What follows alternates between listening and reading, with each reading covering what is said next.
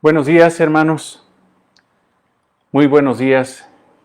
Bendiciones a todos y quiero pedirles que iniciemos este tiempo en oración para poner en manos del Señor, sabiendo que Él es todo soberano, que tiene control de todas las cosas, pero entendiendo en nuestra oración que sin Él nada somos, sin Él no puede realizarse absolutamente nada.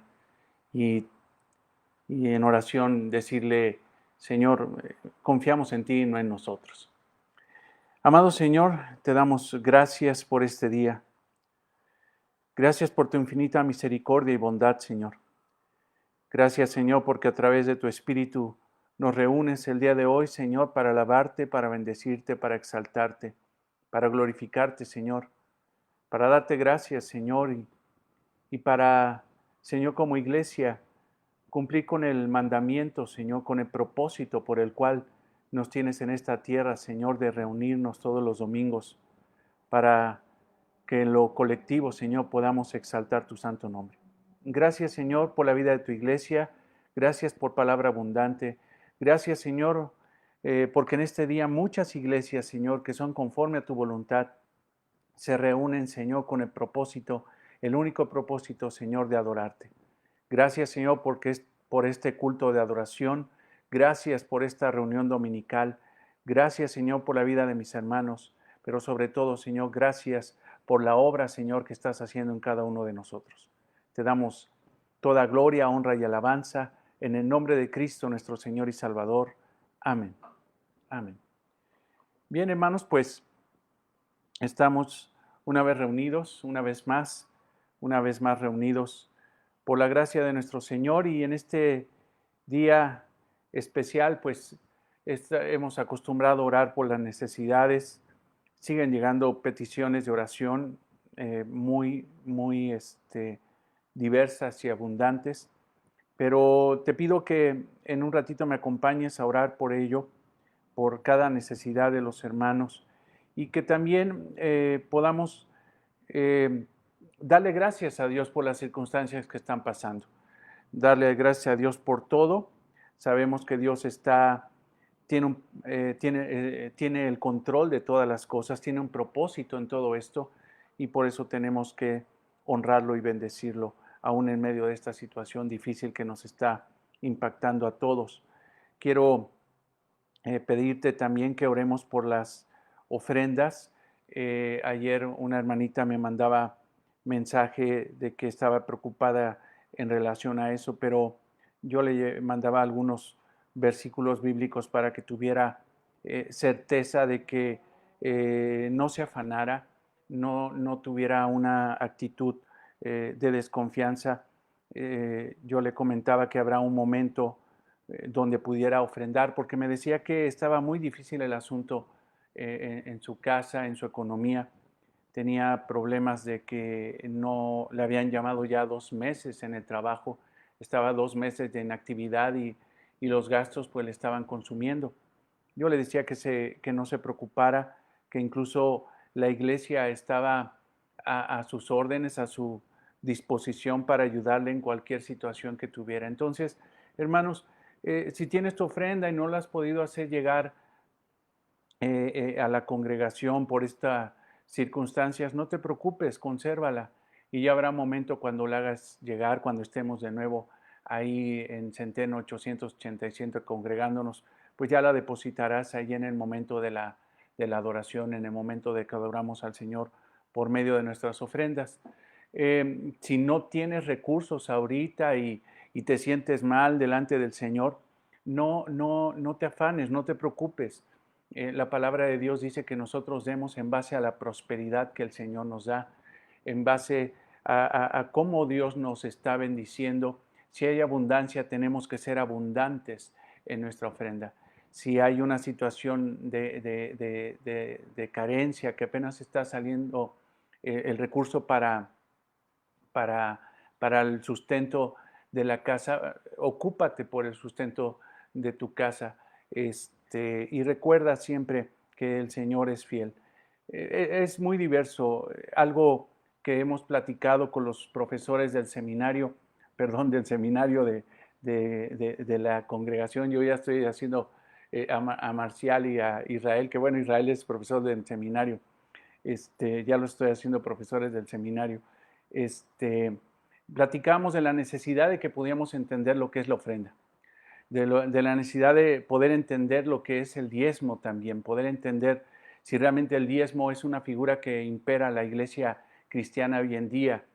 Creemos fielmente que no es el diezmo, es la ofrenda, y la ofrenda está legislada no por un porcentaje, sino por el amor, por, por, por un cuidado especial que uno tiene hacia la iglesia de Cristo. Pero queremos enseñar acerca de esos conceptos. Viene un tiempo de enseñanza muy importante que te pido que estemos al pendiente de todo lo que te vamos a anunciar para abarcar esas disciplinas espirituales de la oración, del ayuno, de la ofrenda, de todas esas disciplinas espirituales que el Señor ha dado en su gracia para que su iglesia sea perfeccionada. Entonces, no te preocupes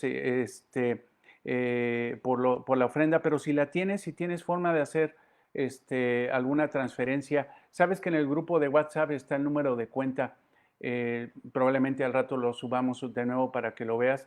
Haz tu depósito y fielmente se hará llegar a los hermanos que administran la economía de la iglesia para que podamos seguir adelante con los gastos de la congregación.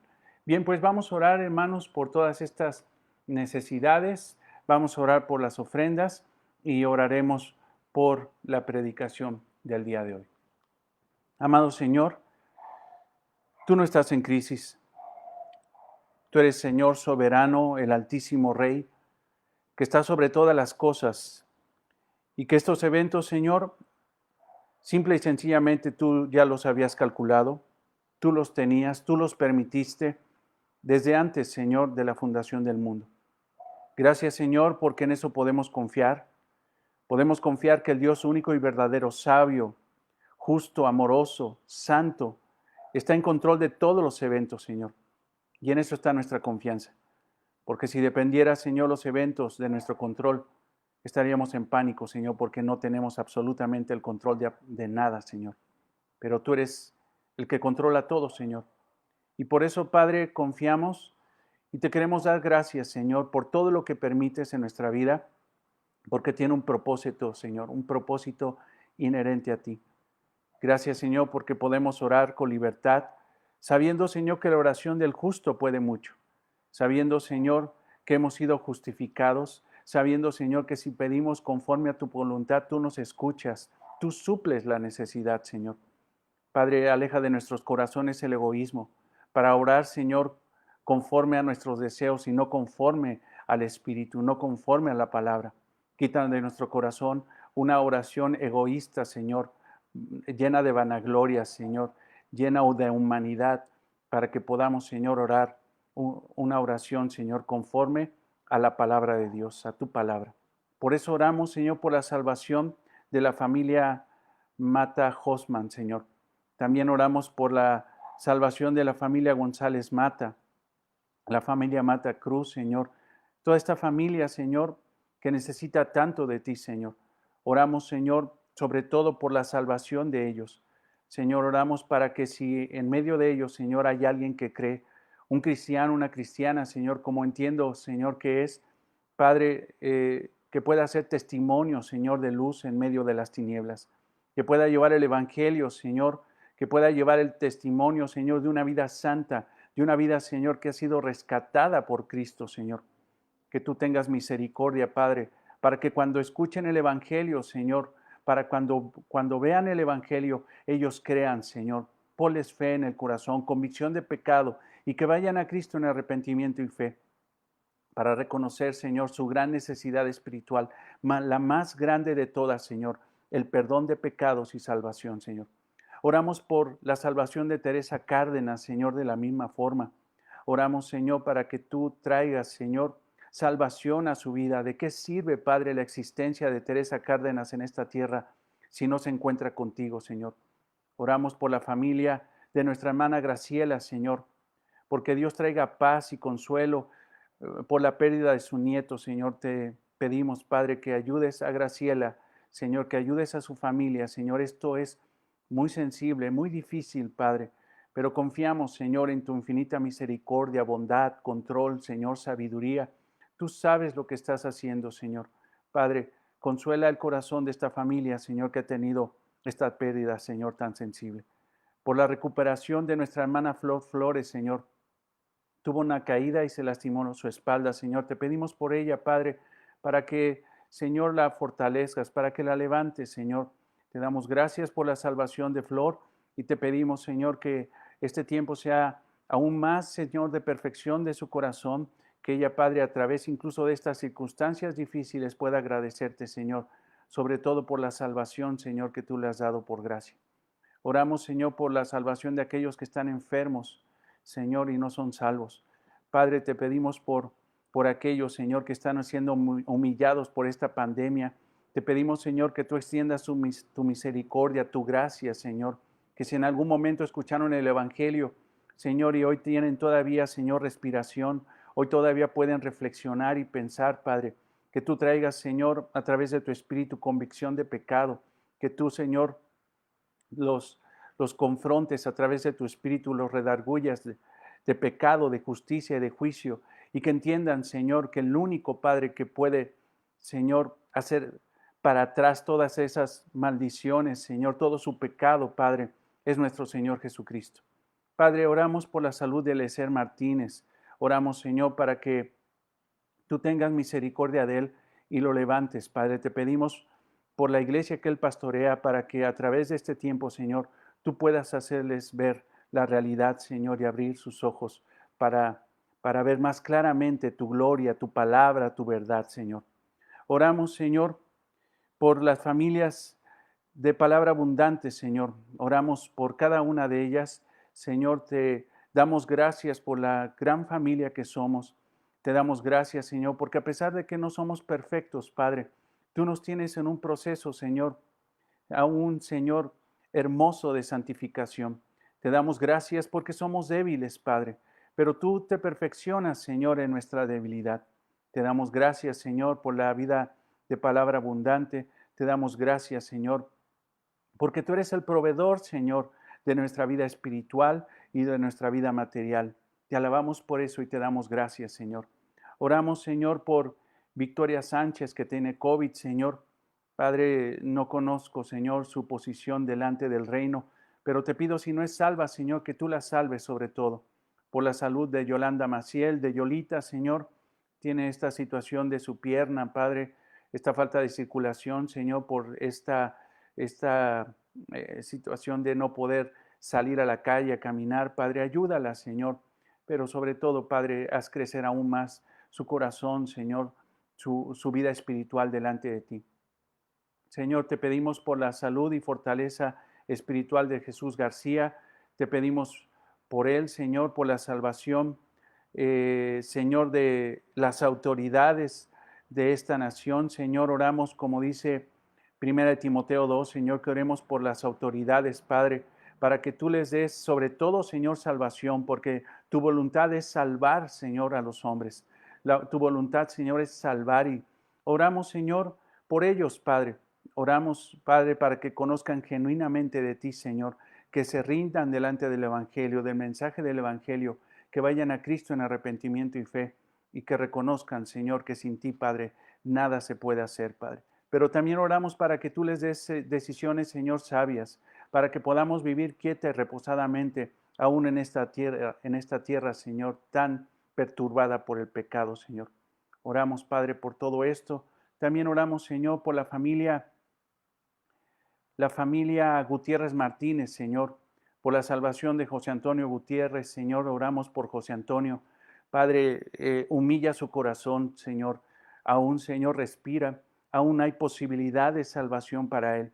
Por eso, Padre, te pedimos, Señor, que si tú, Señor, lo quieres, Padre, humilles el corazón de este varón para que, Señor, pueda reconocer su gran maldad, su gran pecado e ir a Cristo, Señor, para pedir perdón por todo eso y recibir, Señor, la salvación inmerecida, Señor, que solamente tú puedes dar, Padre. Te damos gracias y te pedimos, Señor, por las ofrendas de la iglesia. Oramos y te damos gracias porque tú, Señor, Has proveído, Señor, de las necesidades de la iglesia. Tú has sido fiel, Señor. Por eso te alabamos y bendecimos y te pedimos, Padre, que tú nos ayudes, Padre, para que, Señor, el sustento no falte en nuestra casa. Oramos por nuestros amados hermanos que no tienen trabajo, Señor, para que pronto, Señor, tengan ese ingreso, Señor, para que los contraten de nuevo, para que puedan tener, Señor, de nuevo esa actividad económica, Padre, entendiendo, Señor, que tú cumples tu promesa y tú has prometido, Señor, que si nosotros buscamos primeramente el reino de Dios y su justicia, Señor, todas las cosas materiales se nos serán dadas, Señor, para poder suplir nuestras necesidades. Gracias, Señor, porque entendemos perfectamente bien, Señor, que no tenemos falta de pan, no tenemos falta de vestido, de techo, Señor. Gracias porque tú cumples tus promesas, Señor. Gracias porque a pesar de esta pandemia, Señor, tú nos has proveído de todo lo necesario. Oramos por las ofrendas, Señor, y te alabamos, Señor, por ello, porque entendemos, Señor, que en nuestro corazón que tú eres el dueño de absolutamente todo y que nosotros somos simple y sencillamente administradores. No somos dueños de absolutamente nada, Señor. Ni de un centavo, Señor, somos dueños. No somos dueños ni siquiera de los zapatos, de la ropa, de la casa, del coche, del negocio que tenemos, Señor. Tú eres el dueño de todo. Y conforme a esa realidad nosotros damos en base a la prosperidad que tú nos has dado, con libertad, Señor, no por imposición, con alegría, Señor, porque tú amas al dador alegre, Señor, al dador que entiende, Señor, que es un siervo que simple y sencillamente administra los bienes de un amo bueno como tú eres tú, Señor. Te alabamos y bendecimos y te damos gracias por esta realidad espiritual y por tu providencia hermosa en nuestra vida. También oramos, Señor, por la predicación y te damos gracias por ella. Te damos gracias porque podemos acercarnos a la palabra. Señor, ministra mi corazón, Señor, guía mi corazón a través de tu Espíritu, Señor, para que yo hable con rectitud la palabra de verdad. Pero también abre el oído espiritual de mis hermanos para que puedan recibir, Señor, el mensaje y dar fruto extraordinario, Señor. Que no se contraigan, Señor, ante el mensaje. Que sean buenos receptores, Señor, de tu palabra. Que esta palabra, Señor, dé fruto abundante para la gloria y honra tuya, Señor. Te lo pedimos en el nombre de Cristo, nuestro Señor y Salvador. Amén. Amén. Bien, hermanos, pues vamos a avanzar. Vamos a Mateo 13:31. Por la gracia del Señor seguimos predicando Mateo y no sé cuánto tiempo tengamos que estar más en Mateo hasta llegar al último versículo del capítulo 28.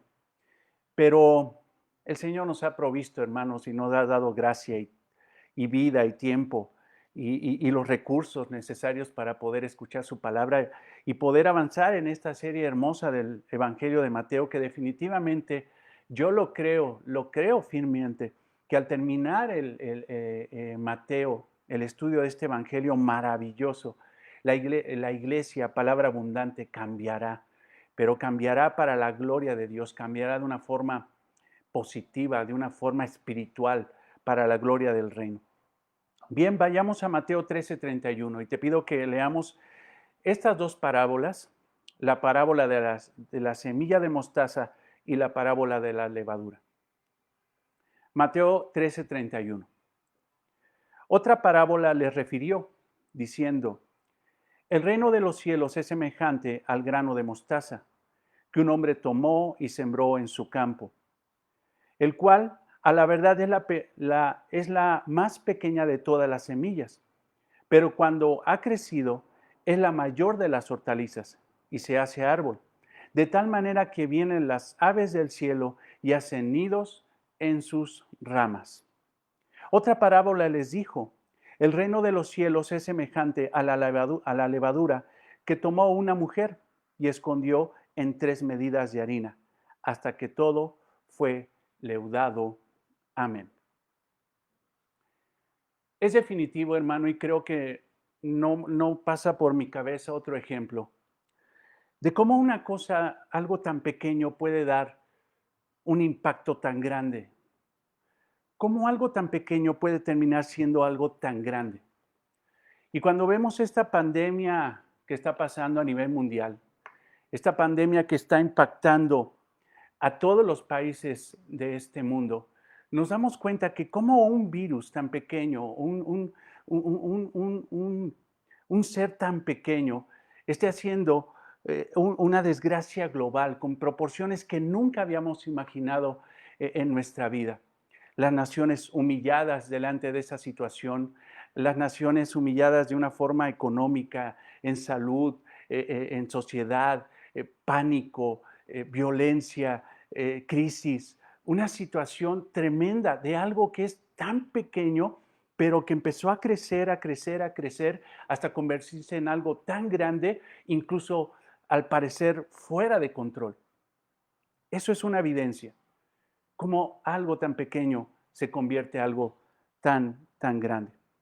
Ahora, de una forma positiva, estas dos parábolas, hermano, que vamos a estudiar, que el día de hoy vamos a estudiar, la parábola de la semilla de mostaza, nos muestran de una forma positiva el crecimiento del reino de Dios en esta tierra, el crecimiento del reino de nuestro Señor en esta tierra. Entonces, el Señor utiliza el mismo principio, utiliza el principio de lo pequeño a lo grande, de algo que es microscópico a algo que es macroscópico, a algo que es tremendo.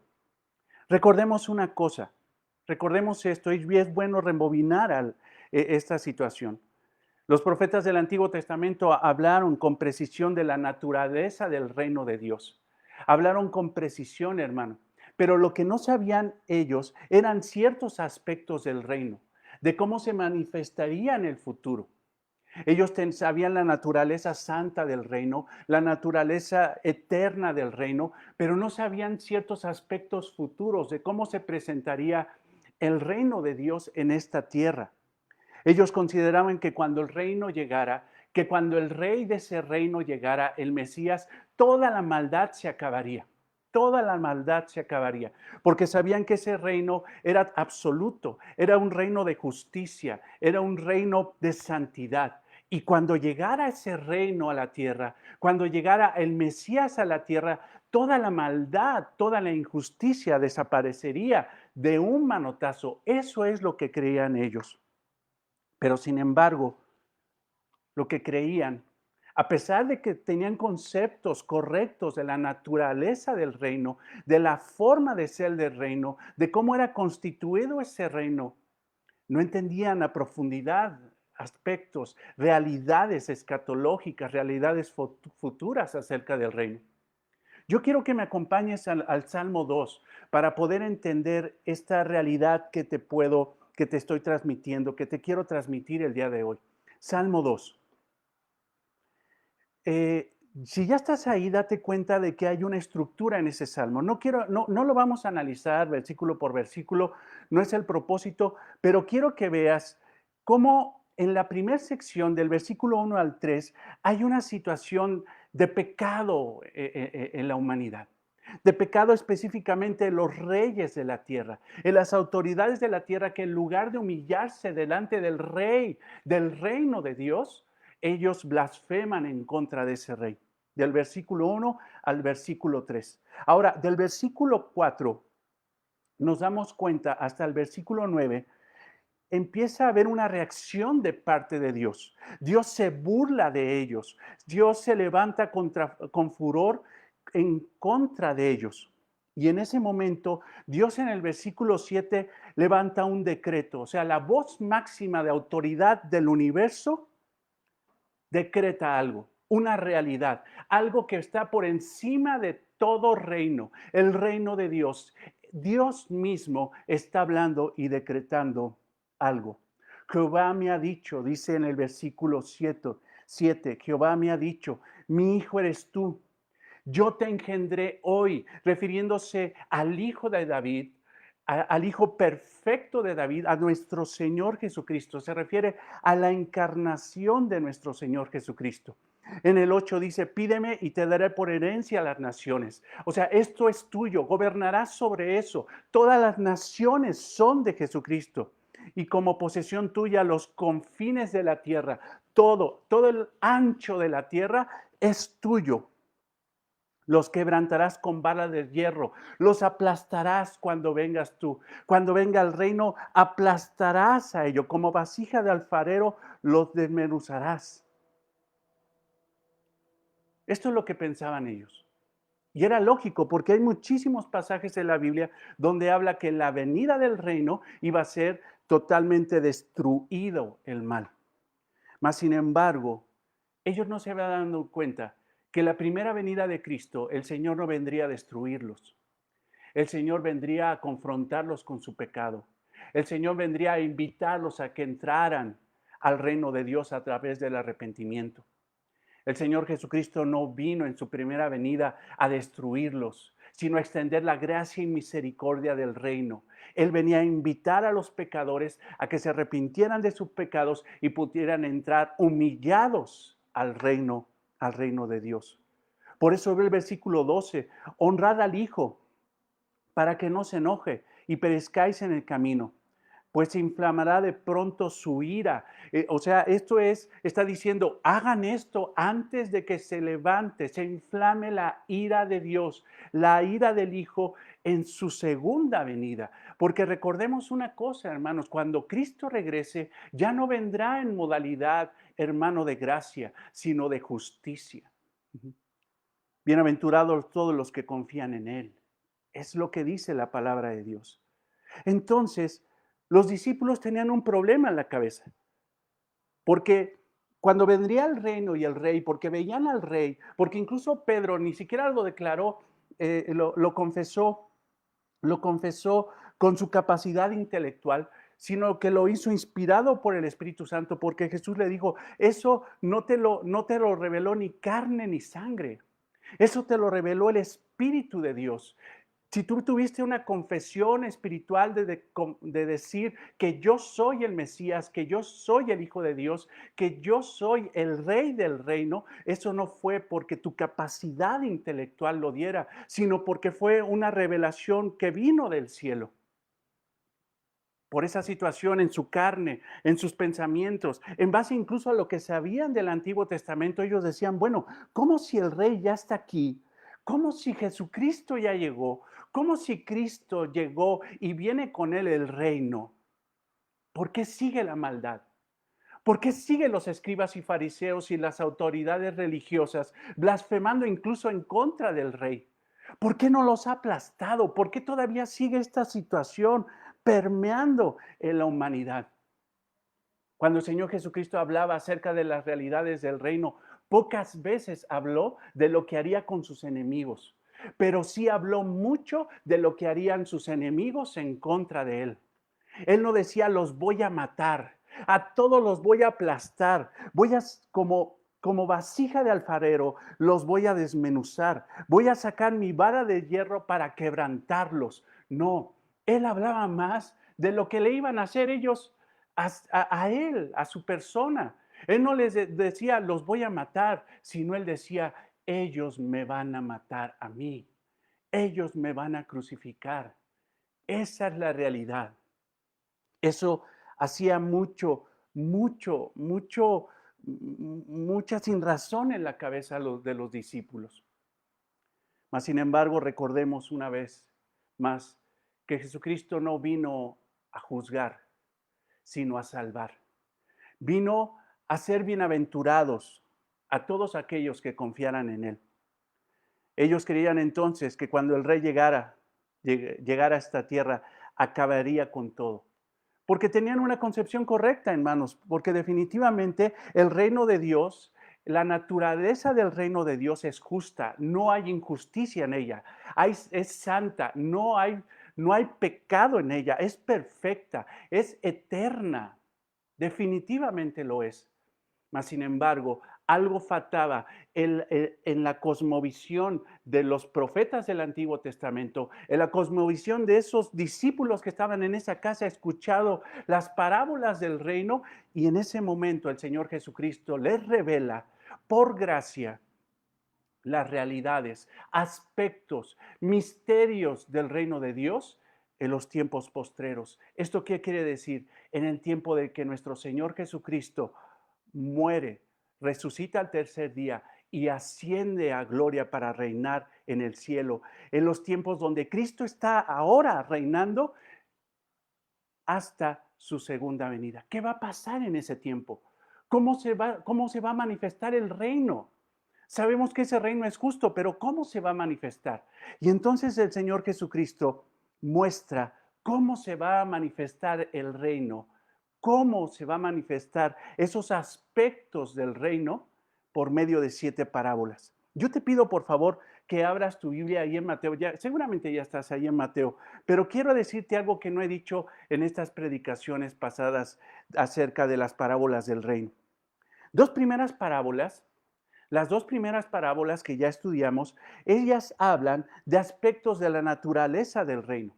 Esta parábola del sembrador, la parábola del trigo y la cizaña, habla de ciertos aspectos de la naturaleza del reino, de cómo sería expandido el mensaje del Evangelio, de cómo la gente recibiría el mensaje del Evangelio y cómo pocos, solamente una tierra, podría entrar al reino de Dios recibiendo la semilla del Evangelio. Pero también habla el Señor Jesucristo en la parábola del trigo y la cizaña de cómo crecerían los hijos de Dios junto a los hijos del Satanás, y que la voluntad del Señor es que creciera el mal con el bien, y que incluso en algún momento pareciera que la cizaña era más abundante que el trigo. Entonces estas dos primeras parábolas hablan aspectos de la naturaleza del reino. Las dos siguientes parábolas que vamos a estudiar en el día de hoy y la siguiente semana hablan de la dimensión del reino y la influencia del reino de Dios. Esto es la parábola de la semilla de mostaza y la levadura. Ahora, vienen otras dos parábolas. Las parábolas del tesoro escondido, la parábola del tesoro escondido y la parábola de la perla de gran precio. Estas parábolas hablan del valor personal del reino. Y la última parábola, la parábola de la red, habla de la consumación de los tiempos, la consumación del reino. Entonces, hermanos, tenemos aquí un bosquejo extraordinario. Está diciendo Jesucristo cómo en esos tiempos postreros el reino se manifestaría. Se manifestaría por medio de la predicación del Evangelio. Se manifestaría a través de que la voluntad de Dios crecería tanto el mal como el bien. Pero también Él dice cómo el reino se va a expandir, cómo va a ser su influencia en este mundo, su valor personal en los creyentes y la consumación de los tiempos a través del juicio del Rey. Entonces, tenemos aquí, hermanos, maravillosos versículos que tenemos que escudriñar para descubrir la gloria de nuestro Señor y alabarlo a través de eso. Entonces, hoy hablaremos de la parábola de la semilla de mostaza. Hablaremos cómo el Señor, nuestro Señor Jesucristo, habla a los discípulos acerca del crecimiento sobrenatural del reino en esta tierra, en estos días postreros. Y esto, hermano, nos fortalecerá, nos llenará de confianza en el Señor, porque Él nos mostrará cómo su reino sigue creciendo hoy y crecerá, y nadie podrá detener su crecimiento. El reino de Dios crece más que la cizaña, el reino de Dios crece. Ahora imagínate, hermano, quiero que te pongas en esta escena, a pesar de que la Biblia no nos lo está diciendo en estos pasajes. Imagínate en el momento que los discípulos escucharon que la cizaña estaba creciendo y que estaba creciendo junto con el trigo. Y que incluso a través de la parábola se dan cuenta que los siervos le avisan al amo, ¿sabes qué? ¿De dónde salió esa cizaña? O sea, es una cantidad impresionante. Parece que el trigo se está ahogando en medio de la cizaña, porque el enemigo vino y sembró la cizaña en medio de todo eso. Cuando los discípulos escucharon eso, yo creo que muchos dijeron, estamos fritos. ¿Por qué? Porque simple y sencillamente, si el reino de Dios, los hijos de Dios somos los que estamos en esta habitación, somos los que estamos en esta casa, somos contados contra la cizaña que está afuera y que nos quiere consumir, nos quiere matar, que nos odia principalmente por aquel que seguimos, que es Jesucristo. Estamos en la olla. Pero sin embargo, el Señor Jesucristo les explica el tremendo crecimiento que tendrá el reino de Dios en esta tierra. El tremendo crecimiento que incluso puede ser está definido por el Señor Jesucristo y lo vamos a ver como un crecimiento sobrenatural, sobrenatural. Si tú recuerdas el versículo 30, yo te pido que veas el versículo 30 de este pasaje de Mateo 13, versículo 30. Él dijo, el Señor Jesucristo dio una orden. O sea, el amo dio una orden. Dejad crecer juntamente lo uno con el otro hasta la siega.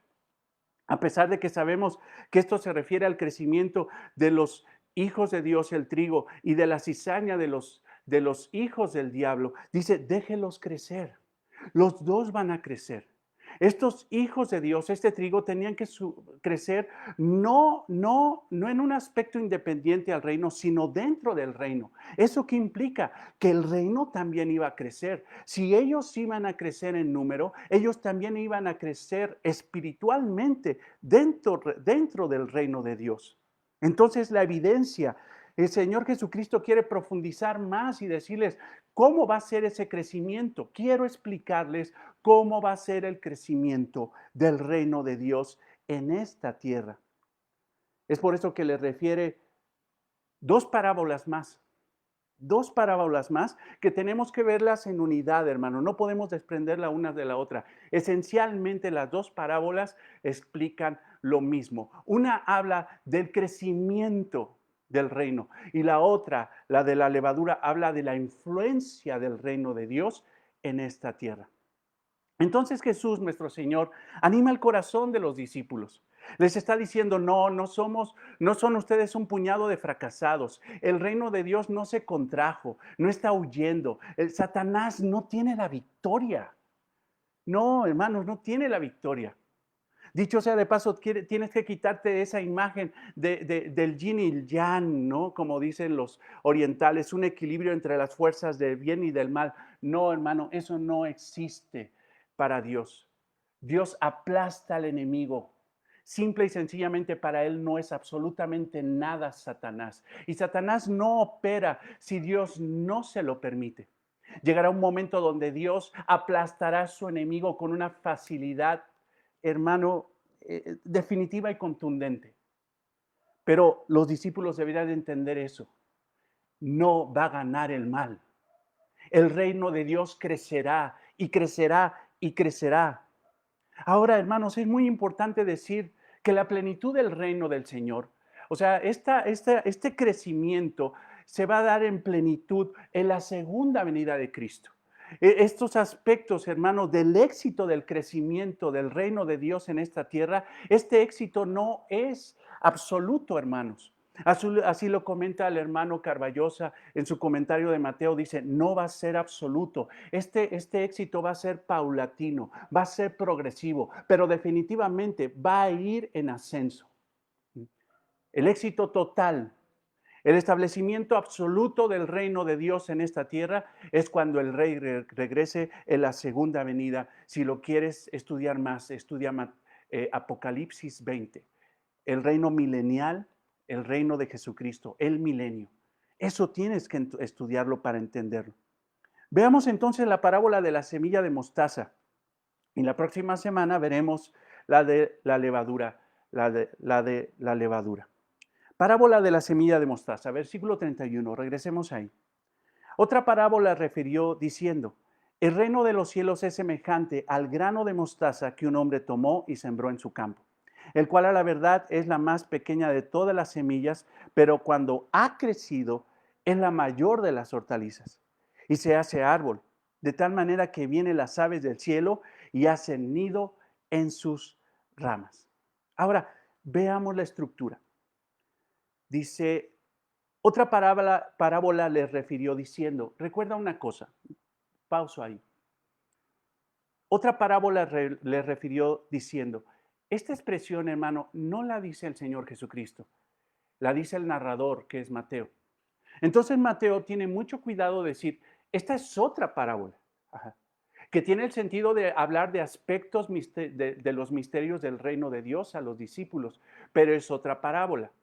Este énfasis que tiene Mateo nos está indicando que debemos de ser cuidadosos de qué podemos trasladar de las dos primeras parábolas que nos enseñó Jesucristo hacia esta parábola. Hay cosas que se pueden transferir, pero hay otras cosas que no. ¿Por qué? Porque es otra parábola. Tenemos que analizar perfectamente bien para no caer en interpretaciones erróneas de esta parábola.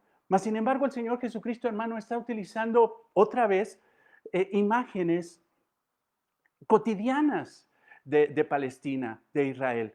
Está hablando una vez más acerca de una siembra, hablando de un sembrador, hablando ahora de una semilla de mostaza.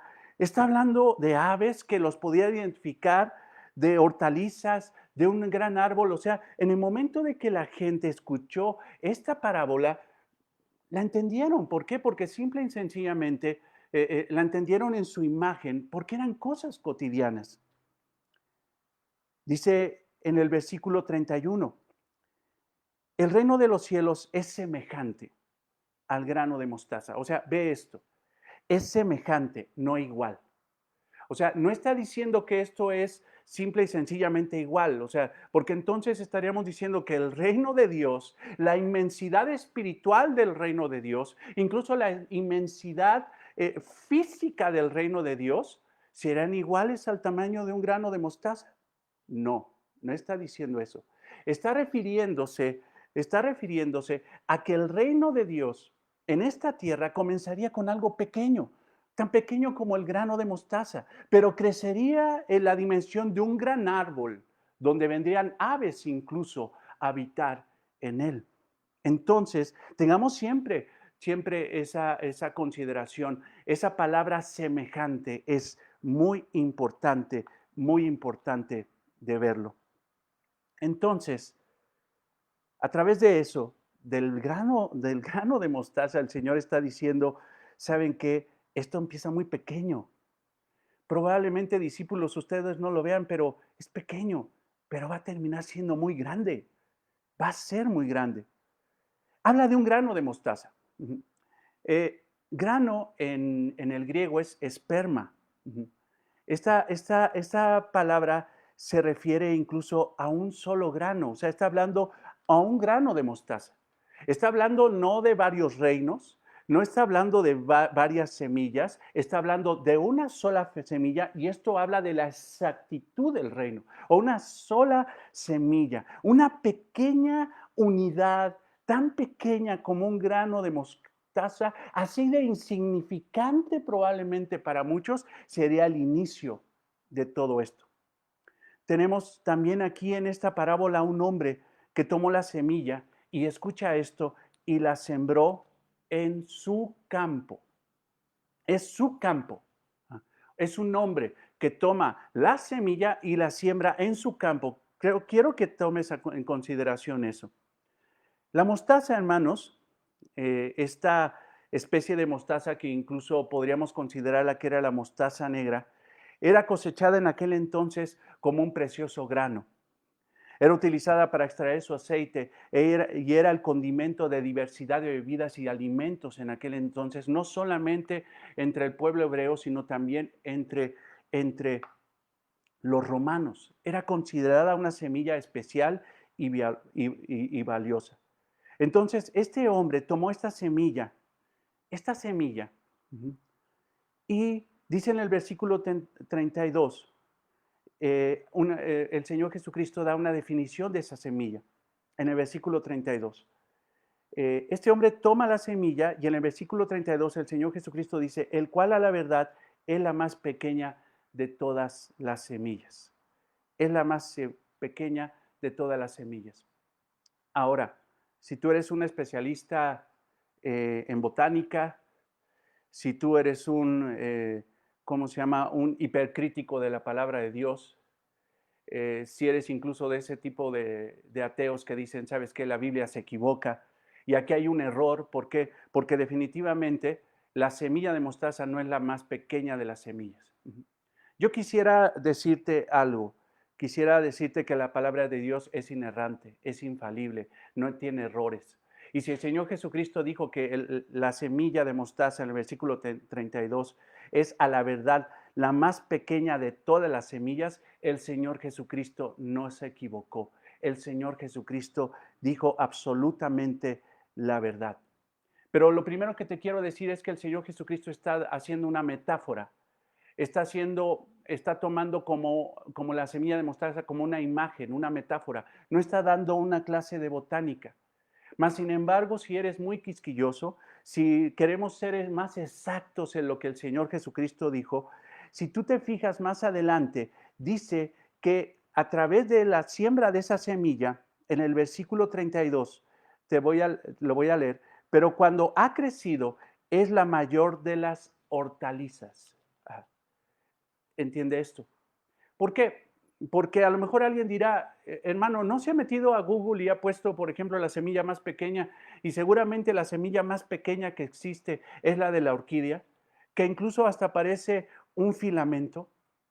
O sea, es mucho más pequeña que un grano redondo de mostaza.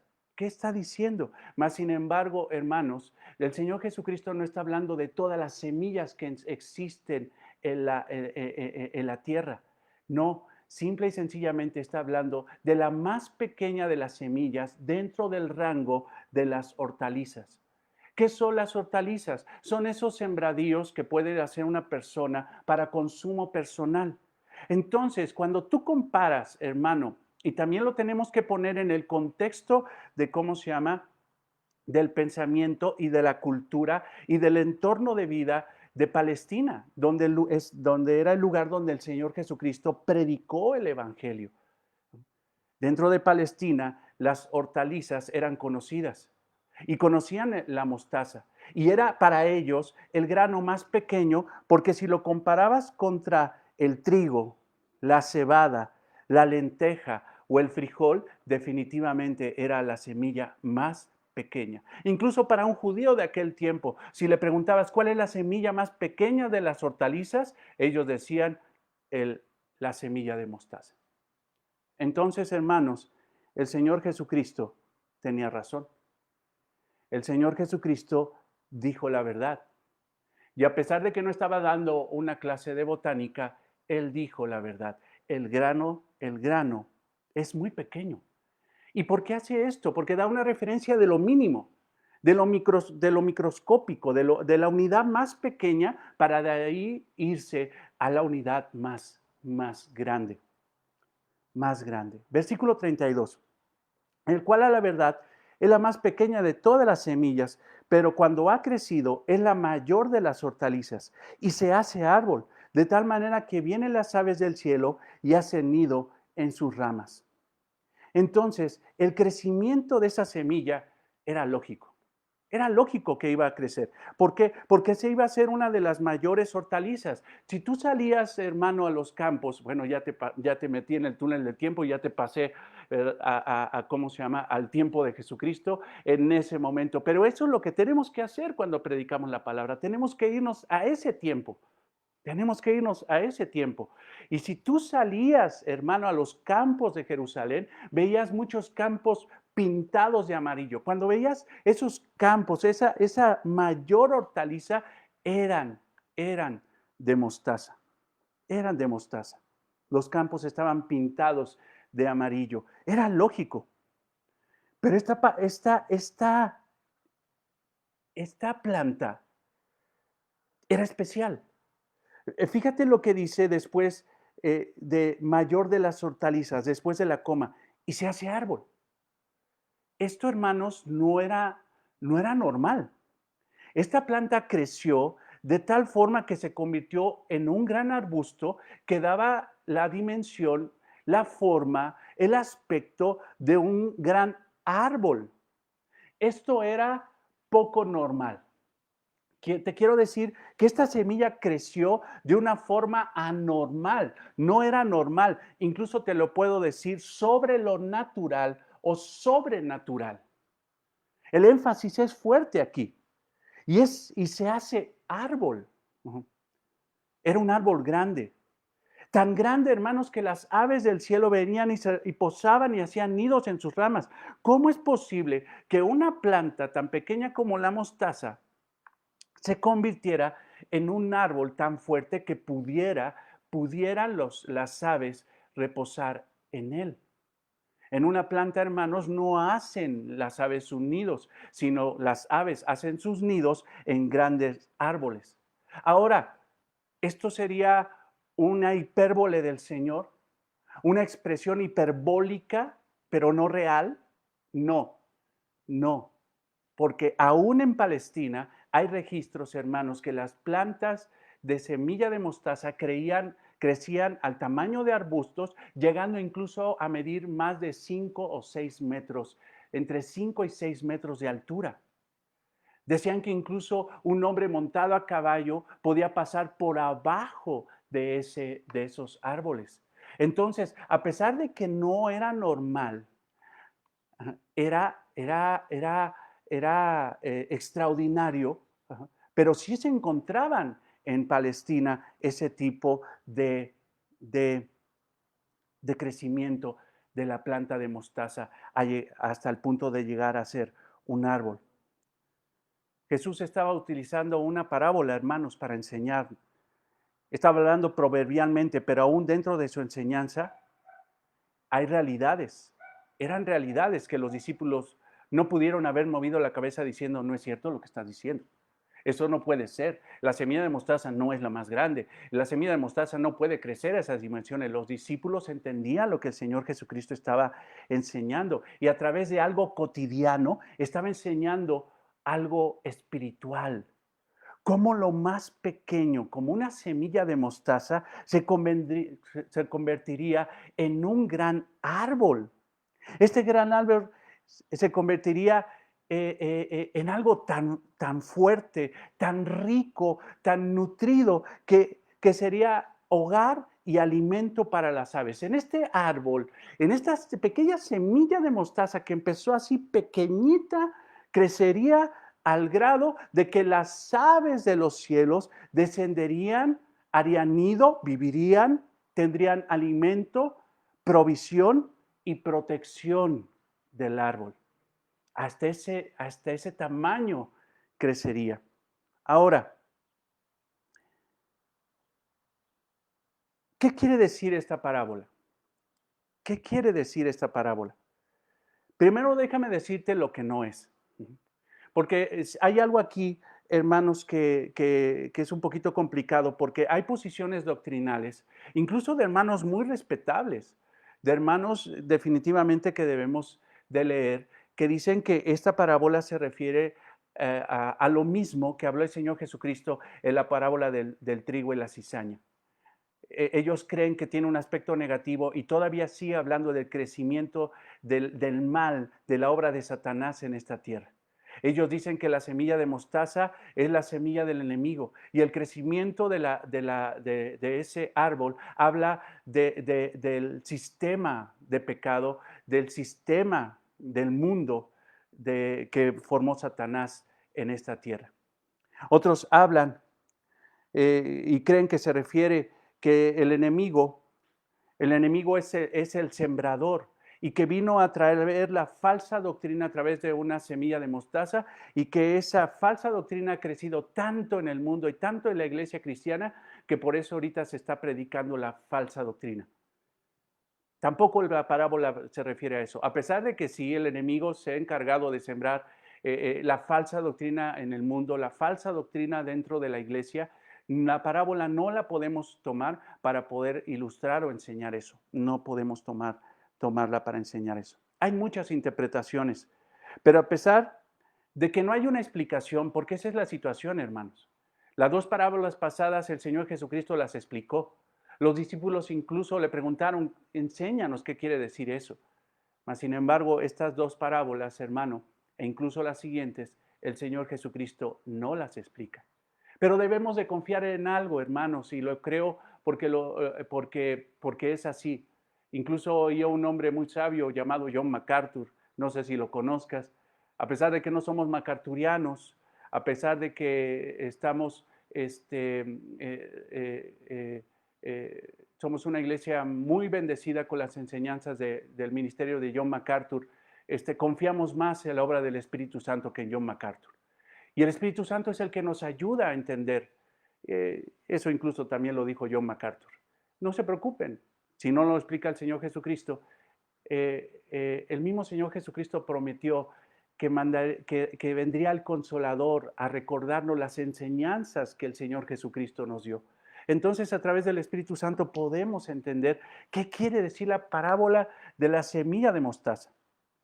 Vamos a ver, versículo 31.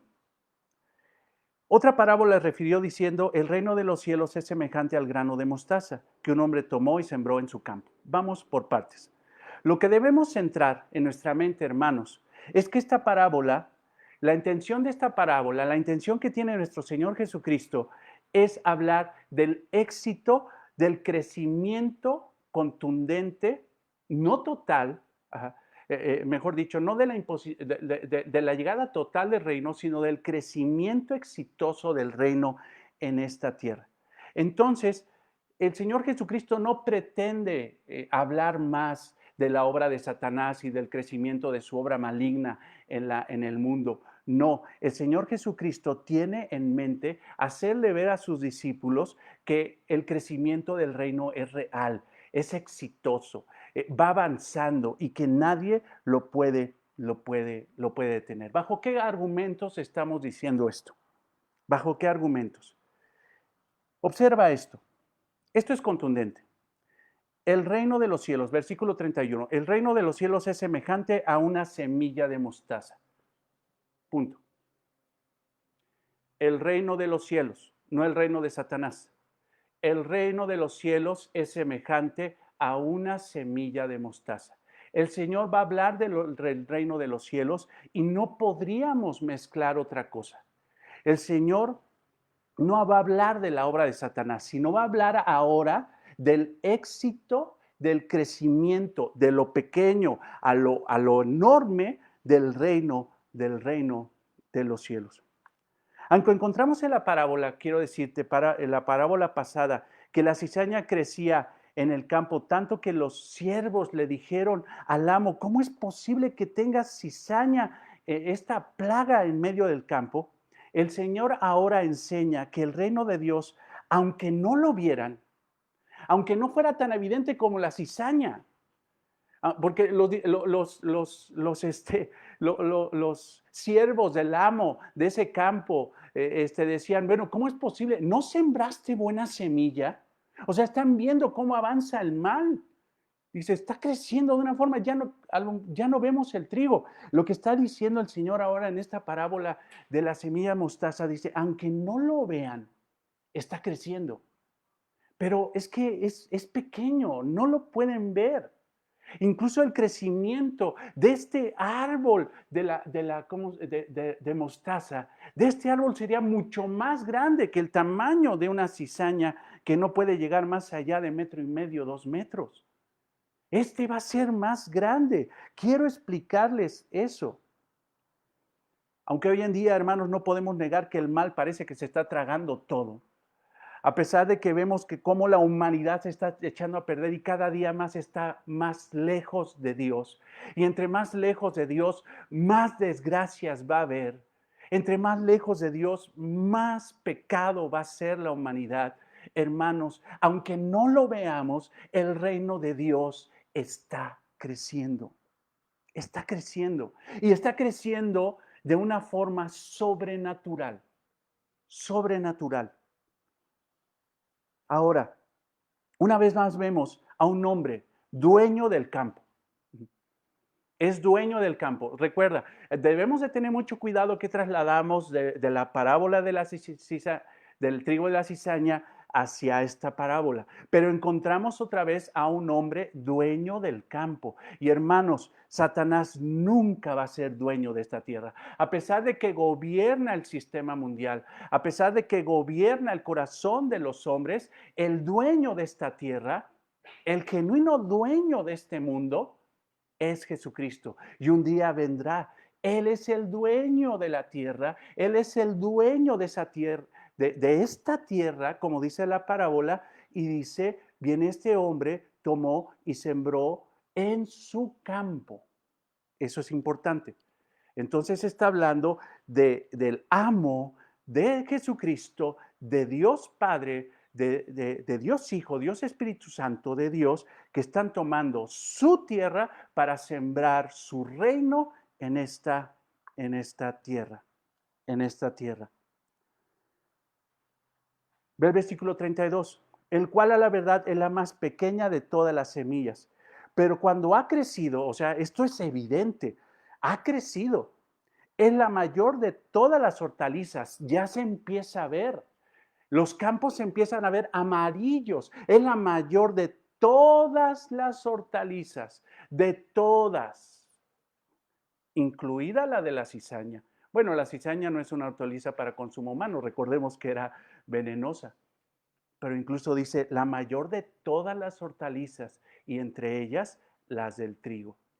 Entonces entiende una cosa, hermano, crecerá el trigo que somos los hijos de Dios, pero será mucho más grande el reino donde nosotros habitaremos, porque el crecimiento de esa semilla de mostaza, que es el reino de Dios, nos dará cabida a nosotros para posar en ese árbol que crecerá. Ahora, aquí lo que el Señor está diciendo es, insisto en eso, esa semilla pequeña crecerá de una forma sorprendente, sobrenatural y se convertirá en algo.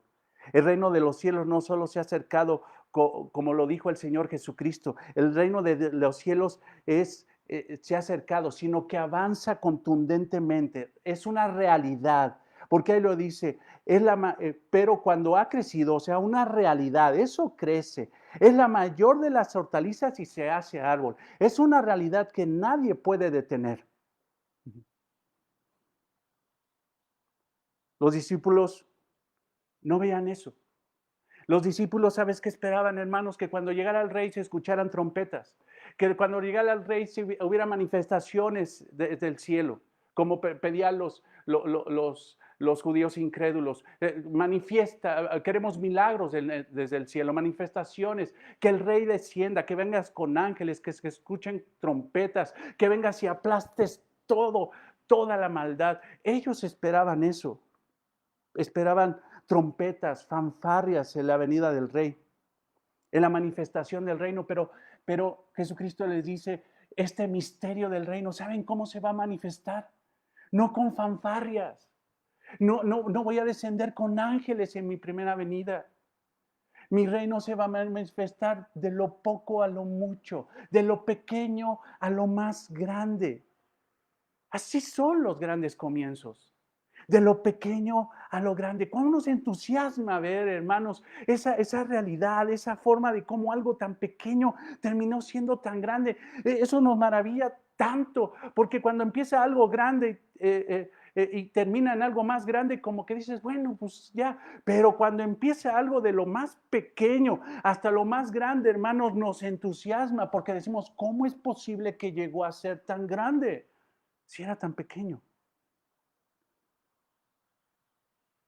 Los discípulos creían y los judíos creían que el reino de Dios lo podrían ver, que lo podrían contemplar, que lo podrían palpar, que lo podrían ver, pero sin embargo el Señor Jesucristo les aclara, no va a ser así cuando venga mi reino, cuando empiece mi reino en esta tierra. Lucas 17:20. Por favor, vete ese pasaje, muy importante. Lucas 17:20. Lucas 17:20, 21. Preguntando preguntado por los fariseos, cuando había de venir el reino de Dios, les respondió y les dijo, el reino de Dios no vendrá con advertencia, no lo van a ver, ni dirán, helo aquí o helo allí, porque he aquí el reino de Dios está entre vosotros. O sea, no podrían verlo, pero la realidad es esta. ¿Saben qué, escribas y fariseos? Aunque me pregunten, bueno, ¿cómo se va a manifestar el reino de Dios? O sea, ¿nos va a decir ahí viene? No vendrá con advertencia e incluso no lo van a poder contemplar. pero la realidad es que el reino ya está aquí. Así como una semilla de mostaza está sembrada tan pequeña y adentro de la tierra donde se desaparece, aunque los discípulos, aunque los escribas y fariseos, aunque el pueblo de Israel no pudiera ver esa semilla, la realidad es que la semilla ya estaba sembrada y estaba creciendo. Está entre vosotros. El rey ya está aquí y el reino ya está aquí, pero no podrían verlo hasta cuando el rey regrese y lo verán en su totalidad. Entonces, aún los incrédulos verán al rey regresar con su reino, entonces toda lengua declarará y toda rodilla se postrará delante de la realidad, no espiritual, sino la realidad material del reino cuando venga Cristo en carne de regreso a establecer juicio en la tierra. Eso, hermano, no lo sabían los discípulos. Eso les explotó en la cabeza, porque es que creíamos que venías y que el reino se establecería cuando llegaras, pero ahora nos estás diciendo que el reino ya llegó, pero empieza de lo poco a lo mucho, Señor. Sí, así es, discípulos, así es, así es. No dejemos de recordar algo, hermanos, que Dios siempre ha reinado. Dios nunca ha dejado de reinar en esta tierra. Cuando creó al hombre, lo hizo a imagen y semejanza y le dio un edicto, le dio un mandamiento para que Dios siguiera gobernando a través de ese hombre, a través de Adán, a través de Eva. Les dijo, fructificad y multiplicaos, llenad la tierra y sojuzgadla, señorear en los peces. O sea, Dios dice, yo soy el amo de esta tierra, pero yo les doy dominio. Los hago virreyes para que ustedes gobiernen esta tierra bajo mi dominio. Siempre Dios ha gobernado la tierra a través de los hombres, a través de sacerdotes, a través de jueces, a través de profetas, a través de los apóstoles. Siempre ha sido así. Pero en el momento de que Adán y Eva pecaron, el reinado se les quitó y el reinado pasó por juicio y por voluntad de Dios a Satanás. Pero Dios no quiere que Satanás gobierne, no quiere que sea esas aves que se postren eternamente en ese árbol del reino de Dios. No. ¿Por qué? Porque el que quiere que gobierne no era Adán, sino el postrero Adán. Porque ese primer Adán falló en su reinado, pero este rey justo verdadero, Jesucristo vendría, Génesis 3:15, y pondré enemistad entre ti y la mujer, entre tu simiente, entre tu semilla. Semilla. Esa semilla era Jesucristo. Entre tu simiente y la simiente suya, esta te herirá en la cabeza y tú le herirás en el calcañar. O sea, Jesucristo vendría a reinar. Él sería la semilla. Él sería el rey de esa semilla de mostaza que vendría a pisotear a Satanás. Apocalipsis 20. En base a esa promesa nació esa semilla. Nació esa simiente, un pequeño bebé. Un pequeño bebé que nada decía, bueno, ¿cómo es posible? Ese bebé no nació en medio del templo. No nació con la admiración y la adoración de las autoridades religiosas de Israel. Ese bebé nació en un humilde pesebre, un principio pequeño, sencillo, pero no sabían qué poderoso. Él nació en una ciudad dentro de la región de Galilea, la considerada la más inservible de todas las ciudades, Nazaret. Incluso los discípulos decían, nada bueno puede salir de esa ciudad. Pero sin embargo ellos no entendían que todo empezaría de lo pequeño a lo grande. Aún los discípulos, los mismos discípulos, no eran grandes intelectuales, no eran grandes teólogos, eran gente iletrada, eran galileos, eran hombres que simple y sencillamente por su región eran considerados como inútiles como incultos. Estos hombres no eran grandes, los discípulos de Cristo no eran grandes teólogos. El Señor Jesucristo no los fue a sacar del Sanedrín, no los fue a sacar. Simple y sencillamente, el Señor Jesucristo empezó de lo pequeño. Y a lo mejor tú dirás, oye, quiero hacer una gran empresa, quiero hacer algo grande, tráete a los mejores, tráiganse a los mejores contadores, a los mejores asesores, tráiganse a los mejores en marketing, tráiganse a lo mejor de lo mejor. El Señor Jesucristo, hermano, en su infinita sabiduría, sabría que el reino tenía que empezar pequeño y por eso llamó a lo necio del mundo, a lo menospreciado del mundo. A eso llamó. ¿Para qué? Para que en el momento de que el reino creciera, en el momento de que ellos les explotara el corazón al ver cómo es posible que siendo yo un pescador, siendo yo un recaudador de impuestos, siendo incluso esta gente menospreciada, las cosas llegaran a esta dimensión, a este tamaño, a esta cantidad de seguidores. El Señor Jesucristo no escogió a gente triunfadora, sino simple y sencillamente a gente menospreciada, para que en el momento de que viniera la manifestación de la gloria, ellos no se envanecieran.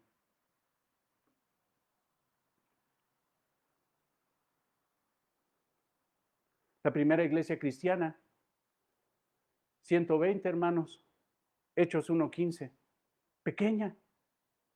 Cualquiera diría, hay iglesias según grandes porque tendrán mucha gente, pero no tienen nada de Biblia. Serán grandes porque tienen muchos lugares, muchas instalaciones, muchos lugares de estacionamiento, pero no está el Espíritu Santo porque simple y sencillamente no predican la palabra de Dios. Y esas iglesias juzgan a las otras y dicen, ¿sabes qué? Pues nada más, ¿cuántos tienen? 120. Probablemente hasta palabra abundante no seamos ni 120, hermanos. Pero la iglesia primitiva empezó de lo poco a lo grande. Hermanos, en pocas horas pasó de 120 a 3,000. Y después, hermano, la iglesia sigue creciendo para cumplir la promesa que Dios dio a Abraham. Que la cantidad sería como las estrellas en el cielo, la arena en el mar. Todo empieza de lo pequeño a lo grande. Aún los mismos salmistas, el salmista en el Salmo 72:8 dice, dominará de mar a mar. Esa será la dimensión del reino. Así crecerá el reino del Mesías. Y desde el fin hasta los confines, desde el río, hasta los confines de la tierra. Así será la dimensión del reino. A pesar de que esta promesa del Salmo 72:8 es a Salomón, esto, hermano, lo podemos aplicar al reino de nuestro Señor Jesucristo. Llegará el momento que nuestro Señor Jesucristo regrese, hermanos, y exigirá lo suyo, lo que es suyo. Esta tierra es suya. Aquel que decía que no tenía ni dónde reposar la cabeza, aquel que decía, aún las aves tienen nido y las zorras tienen guarida, pero el Hijo del Hombre no tiene ni siquiera dónde acostarse. No tengo absolutamente nada mío en esta tierra.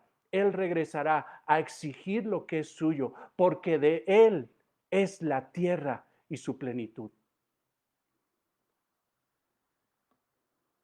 Versículo 32. Y se hace árbol, de tal manera que vienen las aves del cielo y hacen nido en sus ramas. Una vez más, hermanos muy amados, que seguimos, que estudiamos. Por ejemplo, el hermano Carballosa dice que estas aves se refieren a aves malignas, a espíritus inmundos que vienen, aprovechan las virtudes de ese árbol amplio para venirse a posar en ellas. Mas, sin embargo, hermanos, en la posición que tenemos nosotros, no creemos que esas aves tengan ese sentido. Estas aves son simple y sencillamente neutrales. Son aves. Son aves que aprovechan el asunto de tener un árbol tan amplio que les puede dar casa, alimento y protección. Les puede dar nido, les puede dar alimento en sus semillas y les puede dar protección de los depredadores. Entonces, Debemos de tener mucho cuidado de trasladar esas analogías porque de repente dicen es que en la parábola pasada hablaron antepasada hablaron de unas aves que se robaban la buena semilla. Entonces deben de ser las mismas aves. No, no podemos llegar a esas analogías entre, entre las parábolas. Esto principalmente, hermanos, el Señor Jesucristo está hablando en esta parte donde habla de estas aves que vienen del cielo, y vaya que está hablando del cielo, o sea, en lo general. Hables en lo general. Recordemos que en Palestina era un punto donde pasaban aves y migraban aves de todas las regiones, incluso ajenos a Palestina. Entonces pasaban las aves y esas aves probablemente no eran de la región de Palestina, sino eran de otras regiones. Eran aves del cielo, no aves de Palestina. Estas aves generales de todo el cielo bajaban, descendían y hacían, o sea, detenían su migración y descendían en ese árbol frondoso, en ese árbol realmente grande para poder tener esa cobertura. Cobertura, está hablando de cobertura. Estos, estos, estas aves habitaban en ella. Deja decirte algo técnico, pero que nos va a ayudar, de tal manera que vienen las aves del cielo y hacen nidos. Esta expresión en el griego, kataskenoum, quiere decir habitación permanente.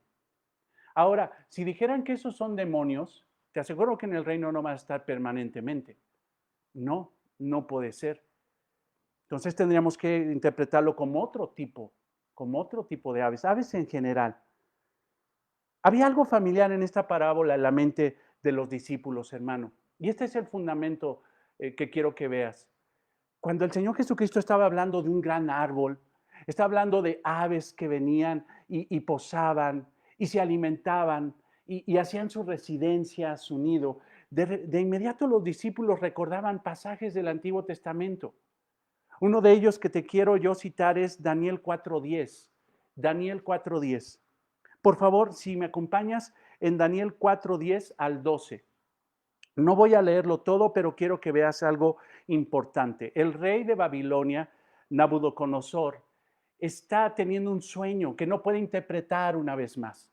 Entonces él tiene un sueño, ve esto en el versículo 10, más o menos a la mitad, dice, de un árbol cuya altura era muy grande.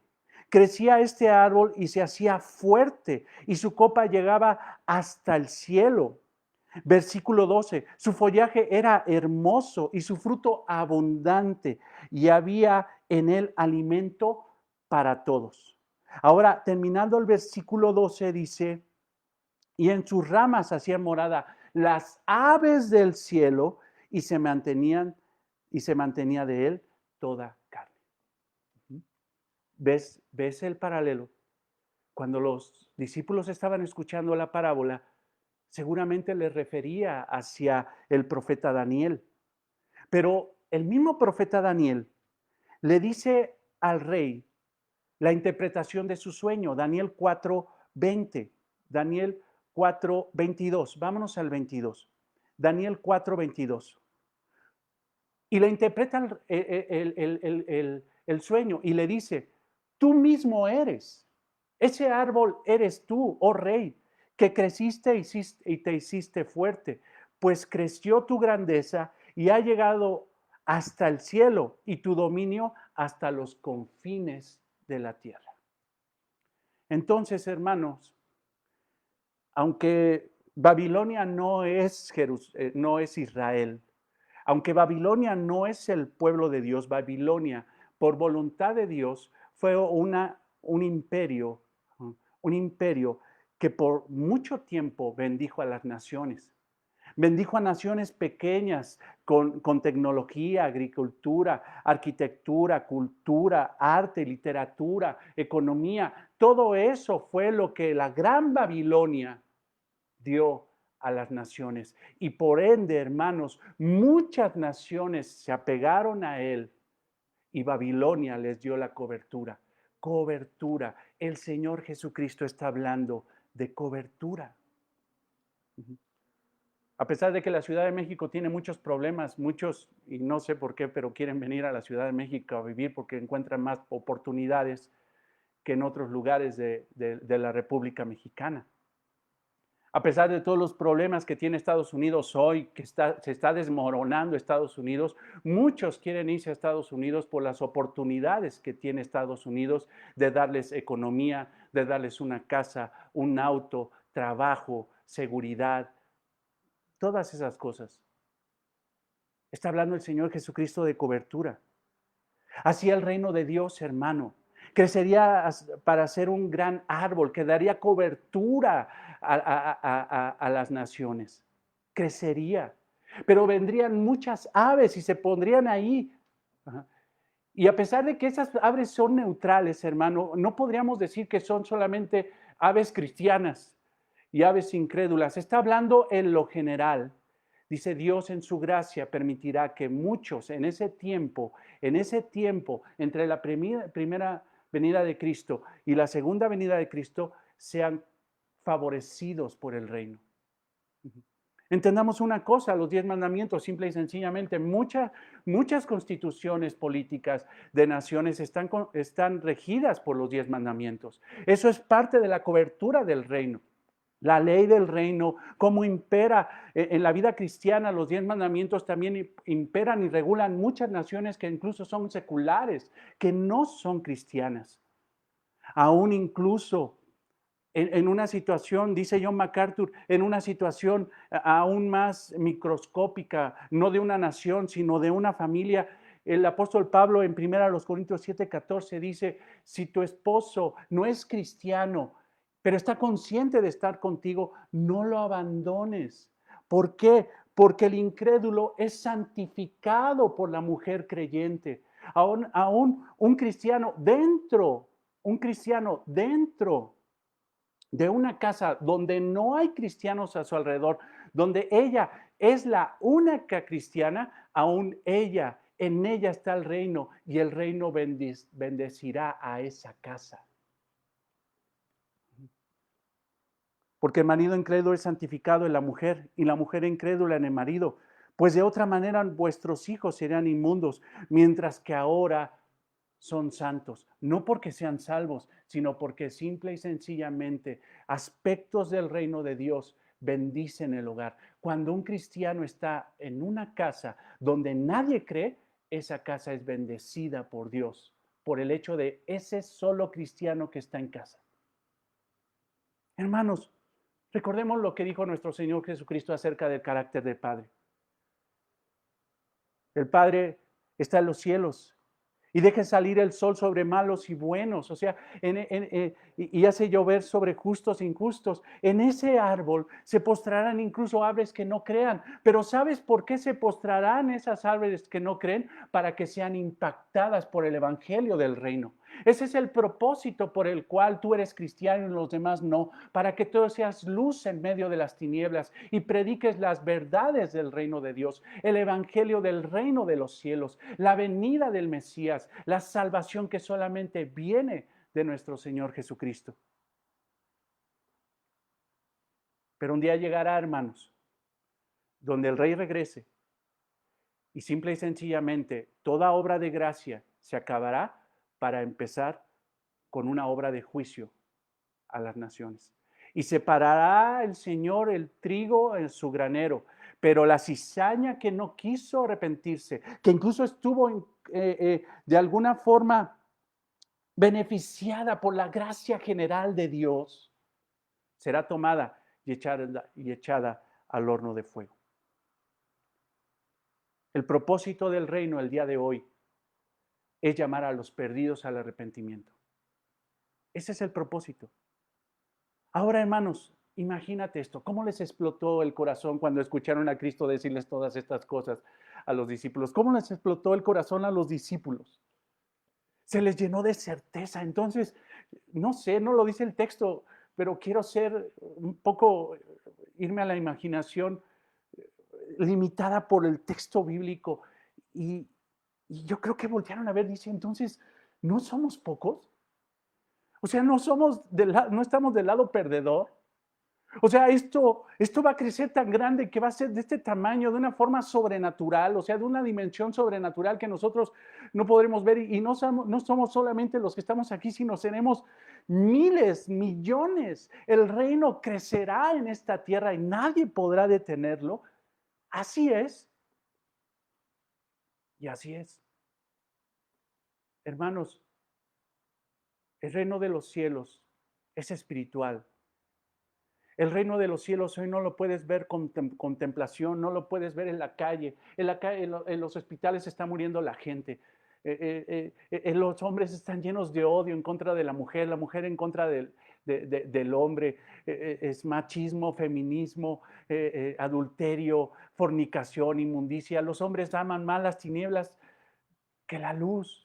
Esta humanidad se está pudriendo, esa es la realidad, pero sin embargo, hermanos, el reino de Dios es espiritual y se está expandiendo en ti, el reino de Dios está en ti, está creciendo en ti, el reino está avanzando y llegará un momento donde todo será manifiesto. Y en ese momento, hermanos, voltearemos. Y lo que veremos, Señor, en lo que veremos alrededor de todos nosotros es la gloria de Dios, la perfección del reino de Dios, un reino lleno de justicia, de paz, un reino donde estaremos solamente los que somos trigo, y estaremos honrando y adorando al Rey por los siglos de los siglos.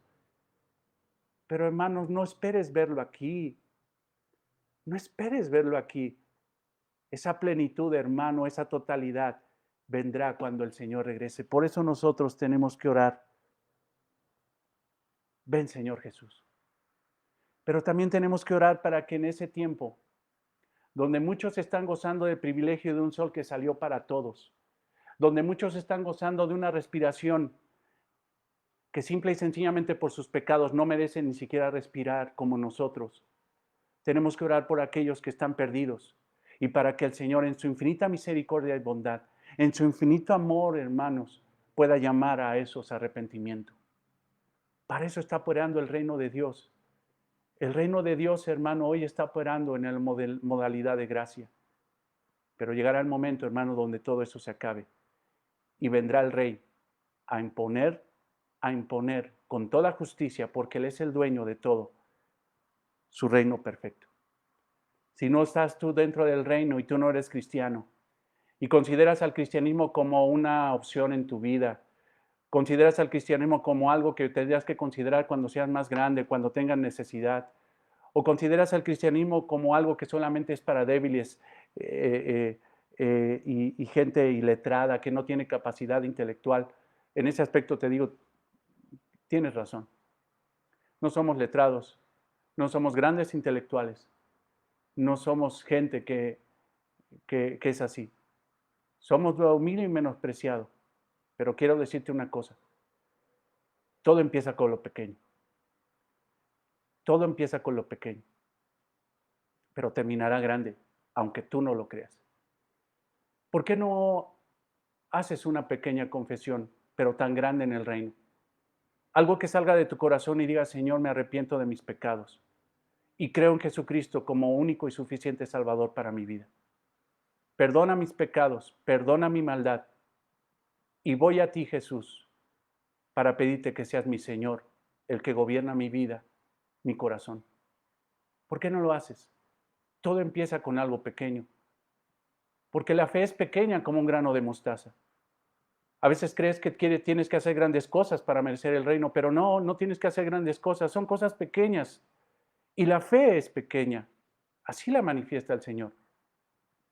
Pero en el momento de que la escucha a Dios, la hace poderosa para salvarte, para quitarte de ese mundo caído y transferirte al reino de Dios.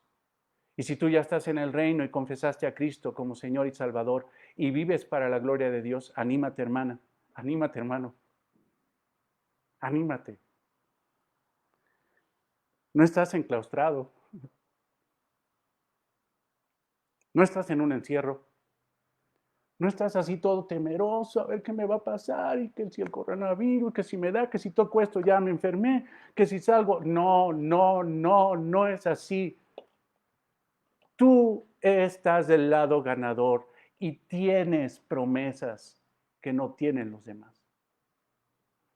Y aunque no sea evidente, y aunque probablemente enfermes, y aunque incluso muchos cristianos mueran por el coronavirus, ajá, hermanos, nuestro reino no está en este mundo, sino en la eternidad.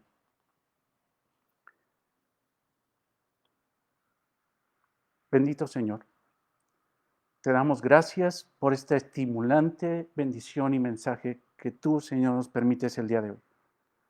Gracias, Señor, porque esa semilla está sembrada y a pesar de que no la vemos, está y está creciendo. Gracias por dejarnos ver ese aspecto, Señor, del día de hoy. Cuando más lo necesitamos en medio, Señor, de una pandemia, en medio de circunstancias, Señor, tan difíciles, donde muchos, Señor, están cayendo, Señor, en tanta depresión, en tanto desánimo, en tanta desesperanza, Señor. Pero nosotros no somos así. Y no porque nosotros hubiéramos decidido, sino porque un día tuviste, Señor, la bondad, la gracia y misericordia de transferirnos del reino de las tinieblas, donde estábamos muertos en nuestros delitos y pecados, y nos transferiste al reino de tu amado Hijo. Nosotros, Señor, te pedimos que vengas pronto, Señor. Ven, Señor Jesús. Pero en el ínter, permítenos crecer para tu gloria y para tu honra. Que podamos crecer, Señor, como esa semilla de mostaza, dentro de ese reino, Señor, y que podamos convertirnos, Señor, en gran bendición para tu reino, para tu gloria y para mucha gente que necesita de ti. En el nombre de Cristo oramos. Amén. Hermanos, Dios los bendiga, Dios los guarde. Estamos en contacto y les recuerdo que tenemos el estudio con nuestro hermano Israel a las 2 de la tarde. Él decía que les mandaras, por favor, por inbox si tienes preguntas acerca de Santiago. Terminó ya la semana pasada el primer capítulo y quiere interactuar con ustedes. Va a ser de gran bendición. Veo que ya algunas hermanas están interactuando, entonces tienes pues 1 hora y media para mandar tus preguntas. Y él pedía que fueran exclusivamente de Santiago y del primer capítulo de ser posible. Entonces, hermanos, Dios los bendiga, Dios los guarde. Anímense, llénense de gozo. El reino está creciendo, el reino ya está aquí, el reino está en ti y el reino te gobierna y la luz de Cristo brilla en ti. Dios te bendiga, Dios te guarde. Dios te guarde. Siempre se me traba la lengua, qué bárbaro.